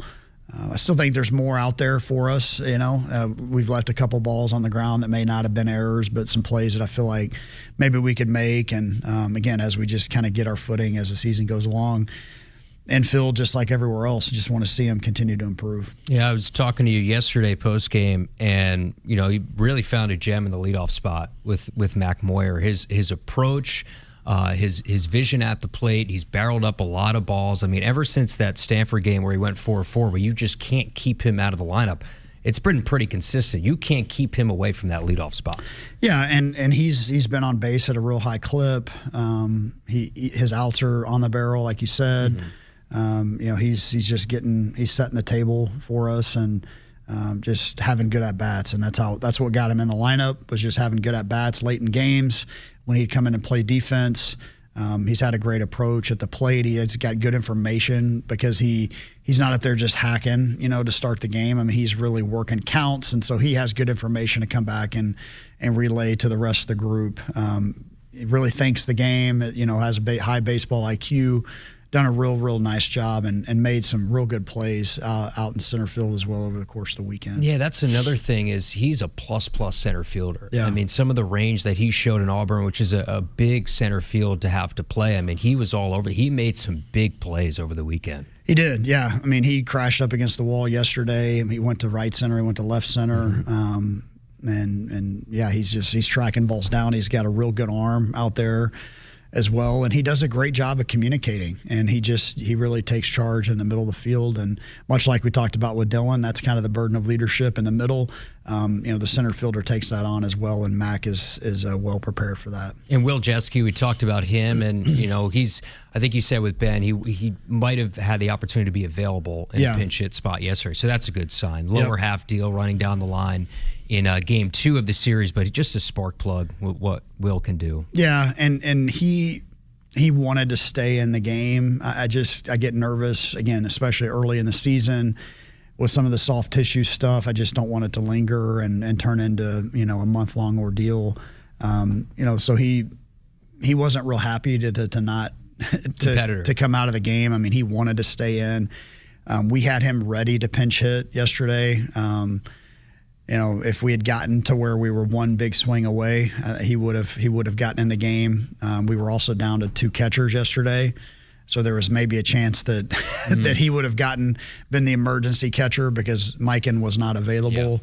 Yeah. He's been a real spark plug for us, and that's first and foremost what he brings to our team. He's got a great personality. He bleeds Husker red. He's a homegrown Husker. That's what he brings to the team first. And when he brings that, the good play tends to follow, and guys feed off of that energy. So hoping that it's not going to be a lingering deal. I was really, having him sit basically all day Saturday and all day Sunday. There's a chance he could be ready, as early as tomorrow to play. We'll kind of see how he recovers. I did see him right before, early this morning, and he's like, I'll be ready. So we'll just see where that goes. Yeah, he's just a competitive spirit. Had a chance to talk with his parents, too, and you can see where he gets it from. Yeah. Just bubbly personality is the way to put it, and the way that we outline it on the air. He's every bit of that. And his home run on Friday night needed that, too. You need every bit of that swing. But when you go back and watch that, the way he powered that thing out, I mean, I don't think that thing was a strike. I mean, it was like an axe to a tree when he hit that thing out. Yeah, and he's a good bad ball hitter. He's got a knack for putting the barrel of the bat onto the baseball, and that's a good skill, a good trait to have. Real good hand-eye coordination, and at times in his career, it's gotten him in trouble because he feels like he can hit every pitch, but he was kind of content to just put the ball in play early in counts. And what we're seeing him do now is, I keep reminding him, do not swing unless it's a pitch you can drive. Now, the pitches he can drive maybe versus some others. I mean, you saw that, but it was a breaking ball, and he recognized it. He was sitting on it, and he saw it up and put a great swing. And he's really found something with kind of that short two-hand finish, I think, that has allowed him to understand really what it means to get his swing off. And it's a little unorthodox at times, but he's kind of got those short T-Rex arms anyway. We kind of laugh about. And so it's really helped him, and he's really slugged so far for this team. Chatting with Will Bolt here on the Nebraska Baseball Show. And how was he adjusted to left field too? I know you had Nooney starting opening day in center field and that adjustment, but also Will in left. How's he done there? Great. I mean, he made that big play in opening game, and he's running balls down, and he's handled himself real well. And just for a guy that's kind of searching for a position, and took one for the team last year and caught a bunch of games, and came in as an infielder, played some second base as a freshman. Made himself into a real nice left fielder. So I feel like he could go play right if need be, and He just wants to help the team win, and those guys are, not always easy to find. Part of a winning culture here at Nebraska, and especially a junior class. We talked about this when you came in studio last month. They know nothing but dogpiling, right? And that's why guys get pretty ticked after a Saturday or a Sunday happens. You need the players on the field to police each other just as much as the coaches police the players. And I look at a guy like a Joshua Overbeek, kind of stands out for me from a vocal leadership standpoint. 100%, and he's taken that role on full steam ahead, and he's he wants to be that vocal leader. He is that vocal leader. I think he's starting to understand even more so that he's put himself out there in front of his teammates and holding that high standard for his teammates. It really has alleviated some pressure off his shoulders. I mean, that's how it works. You start to. A lot of guys think, well, I don't want to say anything because I'm not pulling my weight. But when they start to put themselves out there to their team, they take the pressure off themselves and they just go play. And Josh, he got the boys going before the game on Sunday. Obviously it didn't turn out the way we wanted to, but it wasn't in any small part to what he did. I mean, he was on base 4 times, just real competitive in the box. He's been the unquestioned alpha leader of our group, and his buy-in to what we're trying to do as a team is what really excites me about this group. Selfless guy, and the first thing I realized when we were driving to the ballpark on Thursday from the airport, there weren't enough seats for everybody. Who's the one guy who's standing, Joshua Overbeek, so his teammates can sit? To me, that tells me everything I need to know when I do my observation on the road with the team for the first time. He's always making sure everyone around him is okay before he is. Yeah, it's selfless servant leadership, and military background with his father and his brothers, and goes to Army as well, and so he just has that background of discipline and accountability. I think where he's grown as a young man in our program, I'm proud of as well. Because his walk of faith is just as strong, and like you said, he's always looking to put others before himself, and that's what you want. That's what you want in a 5th-year guy, a senior who got that extra year of eligibility back, and is doing everything he can to help his teammates first. I noticed yesterday no batting gloves for Overbeek. Is that something that sort of just kind of switches on and off the way he's feeling? Yeah, he's gone no BGs quite a bit over the course of his career. He's got enough pine tar that he puts on his helmet that he can go grab that, and like I said, whatever he did worked, because he really was gritty in the box yesterday, and he's from time to time he'll definitely be known as that guy that will go up there with no batting gloves on. I love that. That's the great part about baseball, is you got just all these little different quirks for all these players. Jeter Worthley, true freshman, there's just a lot on his shoulders coming in. I mean, what you guys saw from him in the fall and the spring, the hype is well-deserved. But when you go through the ebbs and flows as a true freshman, how do you help police Jeter mentally when you go through this? Yeah, there's a lot to it, right? And he hasn't probably gotten off to the start offensively that he would like to have gotten off to. Did have some good swings. Globe Life Kansas State game with not. I think he hit a double, but not much to show for it otherwise, in a game where he very easily could have had 3 extra base hits. They made some good plays. He did hit a double on Friday night, I believe it was, and a couple hard hit balls. So just staying on the barrel, having good at-bats, moving the offense, putting the ball in play with 2 strikes, and helping the pitching staff. I mean, that's got to be his job number one, is bringing energy for the pitching staff, and it's our job as coaches to just kind of help him navigate through some of the rough seas at times to understand that, hey, your energy and your enthusiasm for the pitching staff is infectious, and he'll continue to do a great job of that. Yeah, and true freshman at this level, man, it's tough. So I'm sure we'll continue to see some great things from Jeter as we go. Continue with Will Bolt, more coming up on the Nebraska Baseball Show. A few more segments left. We'll have our Nebraska Lottery Baseball Trivia question in the final segment, so stick with us here on the show. The work is dirty and sometimes dangerous. It's the kind that can break your body, and if you let it, your spirit. But while there may be better ways to make a living, you won't convince me there's a better way to live. I'm a Nebraska corn farmer, and there's nothing else I would rather be. Brought to you by the Nebraska Corn Board.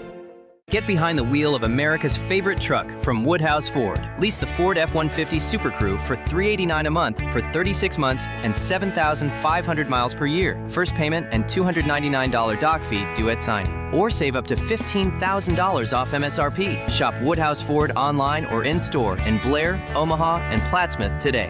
With approved credit, security deposit waived, tax, title, license extra. Vehicle is a retired courtesy loan. Offers expire March 31st, 2026. See dealer for details.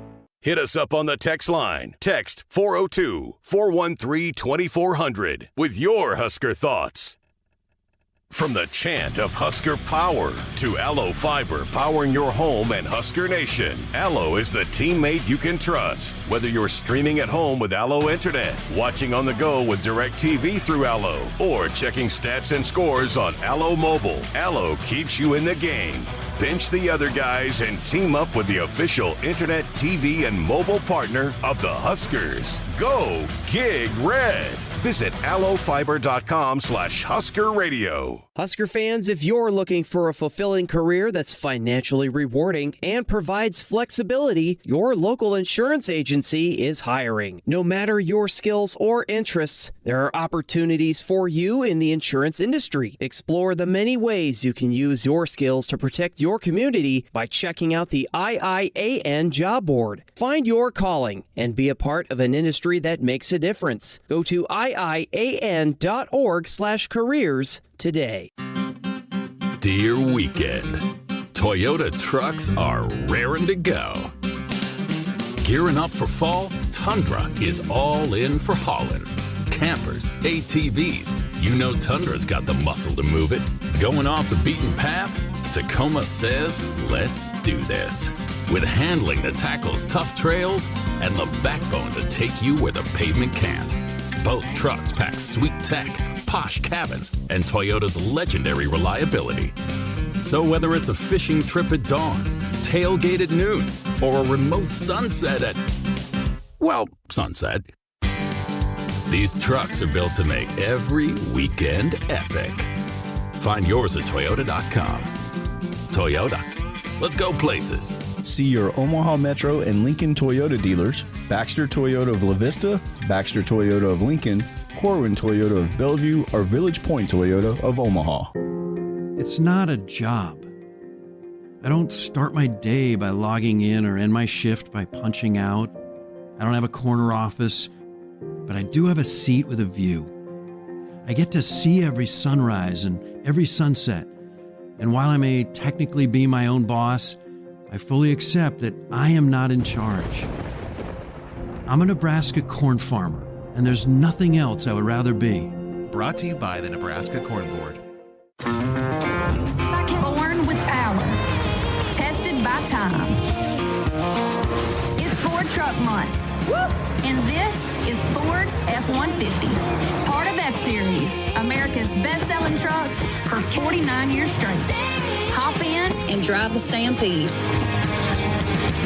Get $6,750 cash or 0 for 60 with 0 down and no payments for 90 days, plus $1,000 cash on F-150.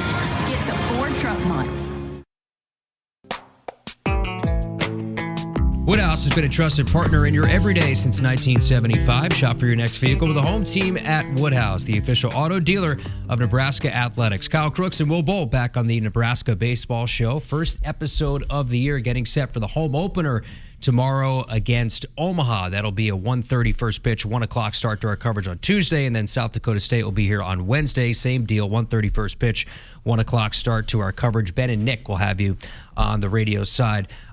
Going to the pitching staff, and I just wanted to get your thoughts on Carson Yasa because, you know, day one MLB draft type stuff, right? And wasn't his day on Saturday against Auburn, but we see when it was his day, you know, opening weekend when he gets that first start and has a career high in Ks.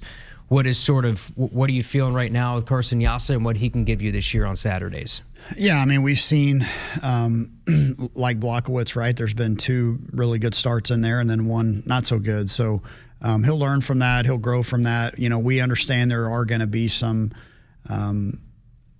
growing pains in there for Carson as he navigates the weekends at times, but the upside is pretty special, as you said. I mean, I think he really legitimately has a shot to be a day one draft pick if he can just continue to put it all together.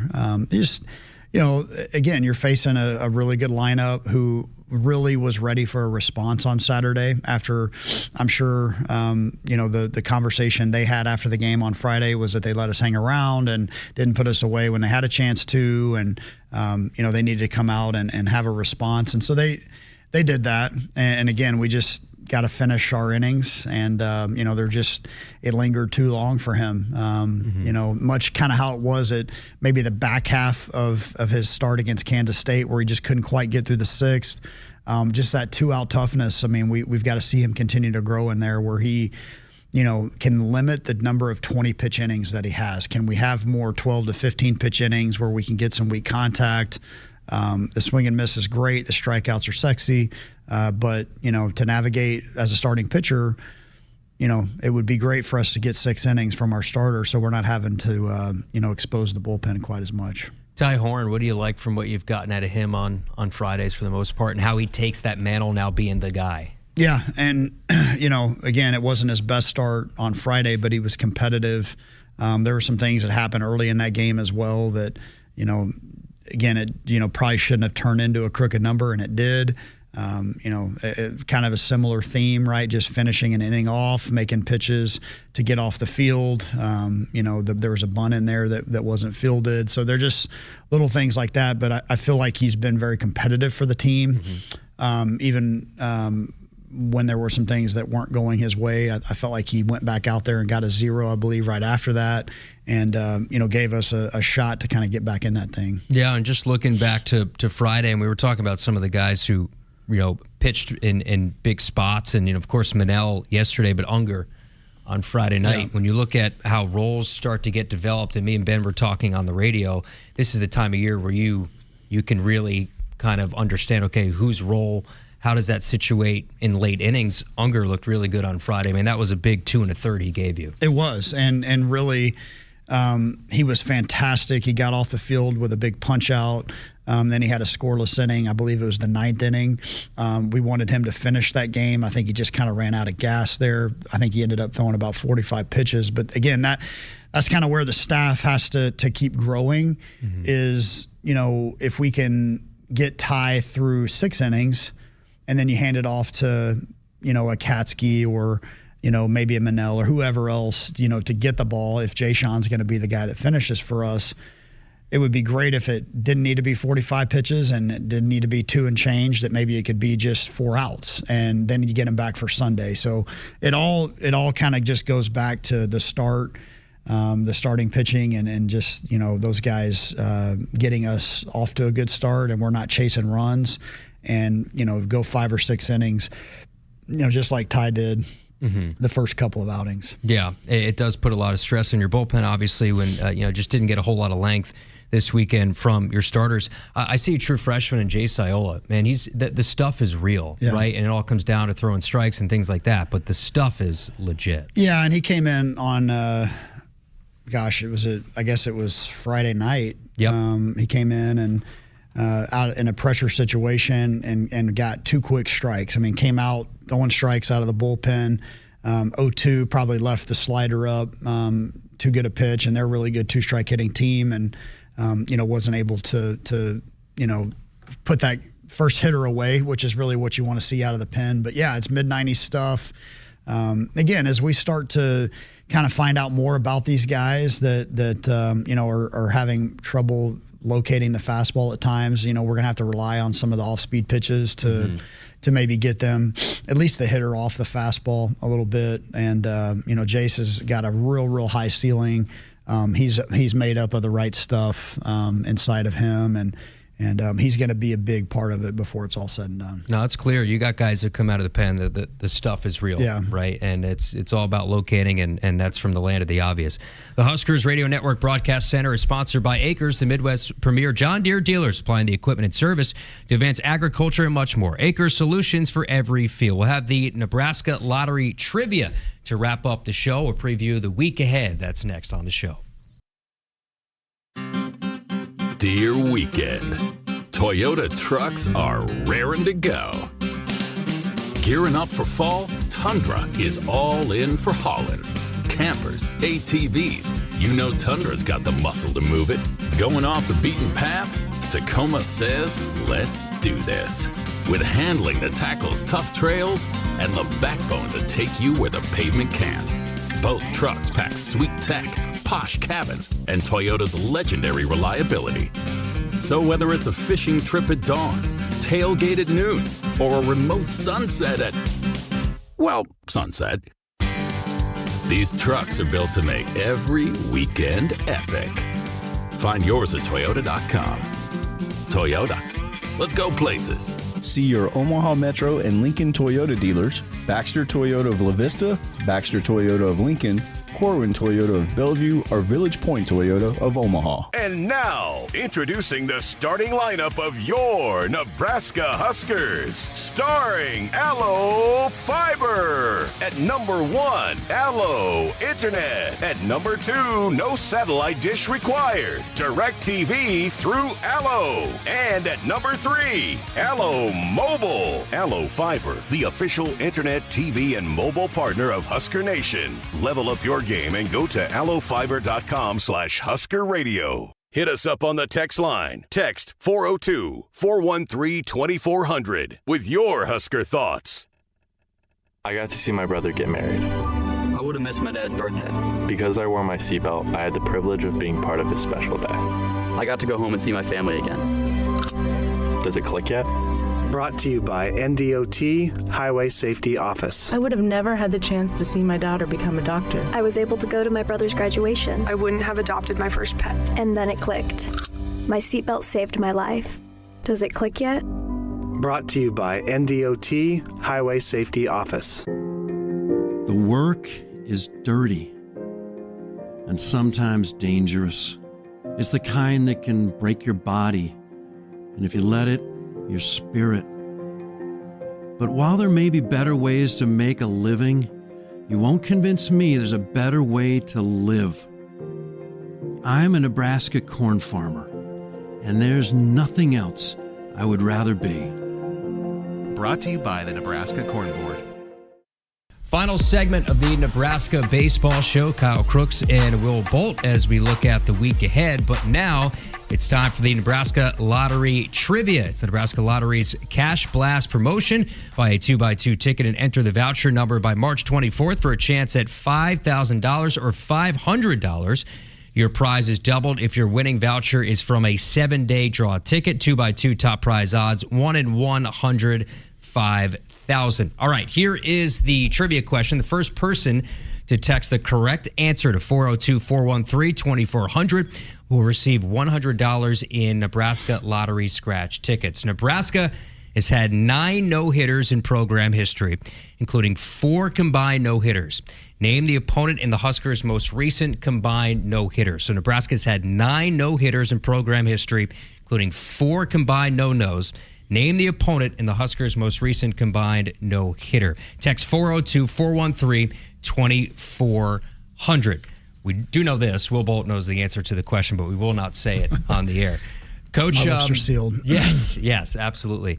Week ahead, Omaha, back home, South Dakota State, and then Big Ten play. What are you kind of looking forward to here this week? Yeah, just like we said, getting back in a routine, getting in a rhythm where we kind of have that feel of what it's like taking BP on our field again and seeing the ball fly on our field again, and having the crowd behind us and just trying to continue to improve, like we said, and no better place to do that than at home, and in front of our great fans. And know the 1:30 starts are maybe tough for some to get there, but hope to have a great turnout for the home opener tomorrow from a team that like you said, has had some really good wins up to this point, and is going to play an exciting brand of baseball. I had a chance to talk at length in the dugout with Rob Childress, and of course his experience, head coach in the SEC, and he knows this place really, really well. What's it like having him essentially as kind of your right-hand guy?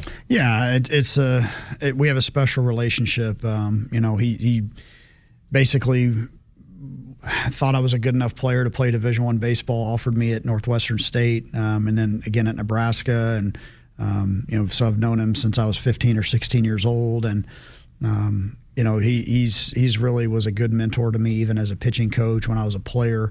And so, we've won a lot of games together through the years, he encouraged me to get into coaching, back when I was finishing my career, and had a chance to coach in the College World Series together 2 different times, one here at Nebraska and one at Texas A&M. And to have him back here and his experience, not only as a pitching coach, but just as a guy who's ultra organized and consistent, is something that makes us better every day. And what I like too is, the post-game huddles that you have, kind of all the guys have a chance to say something outside of you. Rob, Mike, Lance, everybody says something to the team. How important is that to you, that kind of all of those voices are collaborative in those moments? Yeah, they all have, we all have different unique perspectives, on what we see, as far as the game goes, and all of our coaches and staff members are, ultra important, for us, the success of the group. They're all great leaders of men. They're all great men, and great baseball minds. So the more that they can just impart their wisdom on the group, again, not just about baseball, but life lessons and leadership and toughness and all those things. I mean, they all bring certainly a large chunk of experience to the group. I know you really like this team, and I could see just sort of, you were red hot after Louisville because you know how good this team could be. Right. We saw it Florida State, that game against Florida State. We saw it on Friday, and just kind of in spurts, again, in the Auburn series, and how you guys consistently fight back. But I have a feeling that you really have a true affinity for this group of guys. Yeah, and again, it starts with feeling like you have buy-in, and when some of your best players and your longest tenured Huskers are bought in, that makes you feel good. And there's been a lot of loyalty for a lot of these guys. Again, we've talked about that too, where today's day and age of college athletics doesn't always lend itself to those things. And we've got a really good group of guys that really are about the right stuff, that have the right conversations in the clubhouse, that want to win. They don't want to just talk about being certain things; they want to be about it. And now just the consistency piece of it. We've seen that we can play with the best, we can beat the best. We can also see that fine line where there's one pitch, one out, one play, one swing of the bat away from being up a run or down 5 runs. So there's still things that we're trying to clean up, but just starting with the heartbeat of the group, that gives you a real good shot every time you go out there. Well, Coach, we appreciate you coming in, and I know this team is, the fans are really excited about this team and getting a chance to finally see them at home. Pack your jacket tomorrow. Hopefully the rain, again, stays away. 1:30 first pitch, Omaha tomorrow. 1:30 first pitch, South Dakota State will come into town, and then a weekend series against Michigan State. So, Coach, we can't thank you enough for coming in, and you got a really great group this year, so a lot of fun to watch. Thanks for coming in. Yeah, absolutely. That is Nebraska baseball coach Will Bolt. Again, our coverage will start at 1 o'clock tomorrow for Omaha and Nebraska. For Will Bolt, Josh Hilkeman, I'm Kyle Crooks. This has been the Nebraska Baseball Show.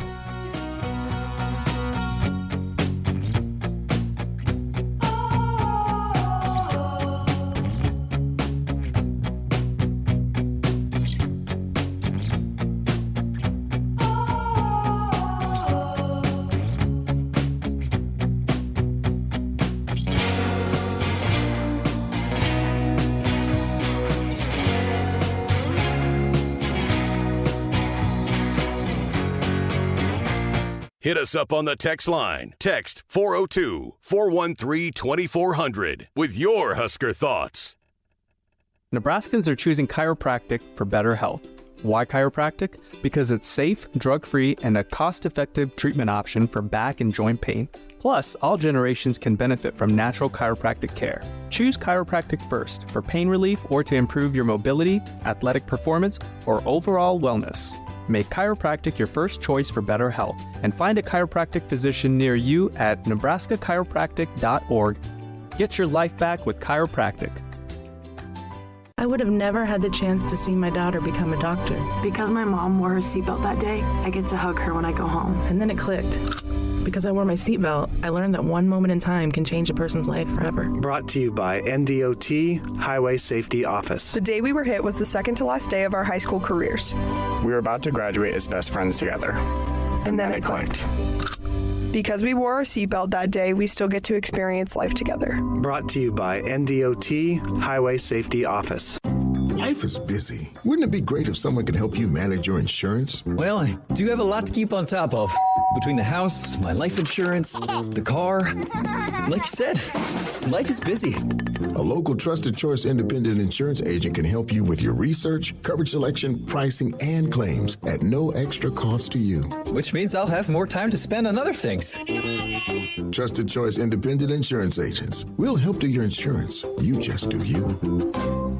From the chant of Husker power to Allo Fiber powering your home and Husker Nation, Allo is the teammate you can trust. Whether you're streaming at home with Allo Internet, watching on the go with DirecTV through Allo, or checking stats and scores on Allo Mobile, Allo keeps you in the game. With Allo plus DirecTV plus Allo Mobile, you get the ultimate teamwork. Internet you can count on, TV you can stream anytime, anywhere, and nationwide coverage you can depend on. Bench the other guys and team up with the